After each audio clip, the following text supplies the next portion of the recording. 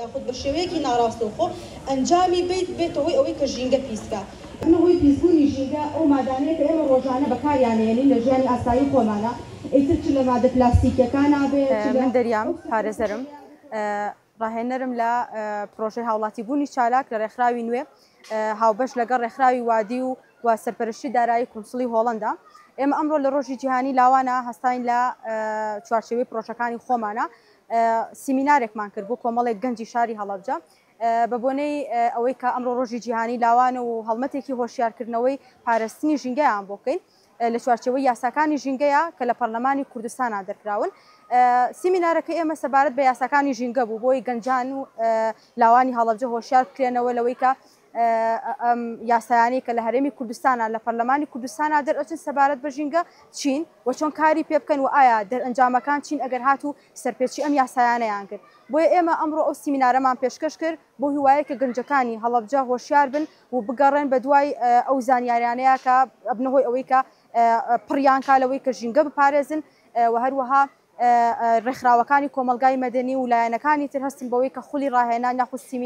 سیمینارات پێشکەش بکەن بە گەنجان هەتاوەکو بتوانن زیاتر هۆشیار ببنەوە و هەروەها ژینگە پیس نەکەن و بە کۆمەلگایەکی پاک و خاوێن و کۆمەلگایەکی خۆشگوزەران بۆ خەڵکەکە فراهم بکەن. ئێمە یاسایەکمان هەیە بە ناوی یاسای پاراستن و جوانکردنی ژینگە لە هەرێمی کوردستانە یاسای ساڵی 2008 و ئەو یاسایە دووبارە هەموار کراوەتەوە لە ساڵی 2021 بۆی کاری پێ بکرێت. دووبارە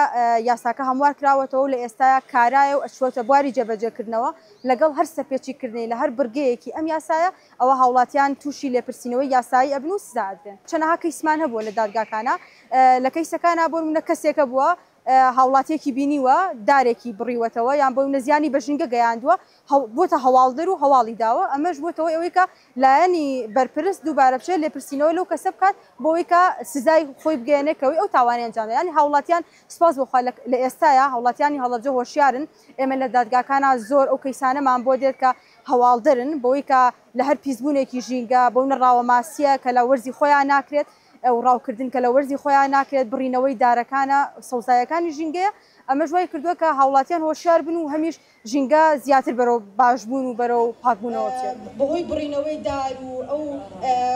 هۆکاری سەوزایانی کە لە سەیرانگاکەیانە هەن یان لە دەشتەکانە هەن ئەو شوێنانەی کە شوێنی گشتین ئەم کەسانە سزادراون.